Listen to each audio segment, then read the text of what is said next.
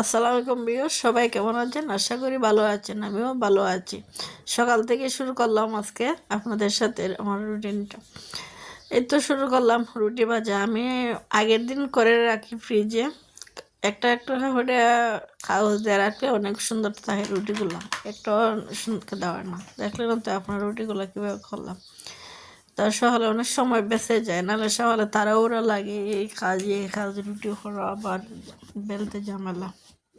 আর রুটি ছাড়া আমাদের চলেই না। এই তো এখন নাস্তা শেষ করে চলে আসলাম রুমগুলো গুছাতে। আস্তে আস্তে রুমগুলো গুছিয়ে নিচ্ছি এক এক করে। সকাল যে কেমনে শেষ হয় আল্লাহ জানেন। ঘুমতে উঠতে না উঠতে 10টা হয়ে যায়। এদিকে মেয়ের পড়া, আবার স্কুল পাঠাইতে হইব, আবার রান্না বান্না দুপুরে আগে শেষ করতে হইব। এই সব মিলিয়ে টাইমের সাথে দূরে পারি না।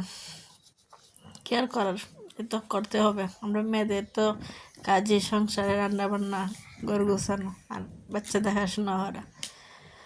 তো এই ব্যস্ততার মাঝেও একটু সময় বের করে ছাদে গেলাম। গিয়ে আজকে রান্না করার জন্য বেগুন পেড়ে আনলাম। বা আজকে তরকারি আছে, তো ভাবলাম আজকে গাছ থেকে এনে বেগুন ভাজিয়ে করি। আর মেয়ের জন্য আলু ভাজিয়ে করবো। এই তো বেগুন ফাটতে আসলাম ছাদে। আর অনেকগুলো গাছে বেগুন হয়েছিল। এই তো সবজি কাটা শেষ, রান্না বসাইলাম। সে সিম্পল রান্না বান্না, রাতে কিছু রান্না করবো। তো আলু ভাজি হলো মেয়ের জন্য, আমার জন্য বেগুন ভাজি, আর আগের তরকারি আছে খাইয়ে নেব।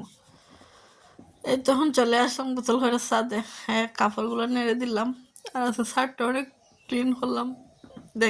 দেখা একটু আপনাদের সাথে শেয়ার করে নিলাম আমার ছাদের বাগানটা। তো কেমন লাগছে সবাই জানাবেন। এটা আমার মেয়ে চলতে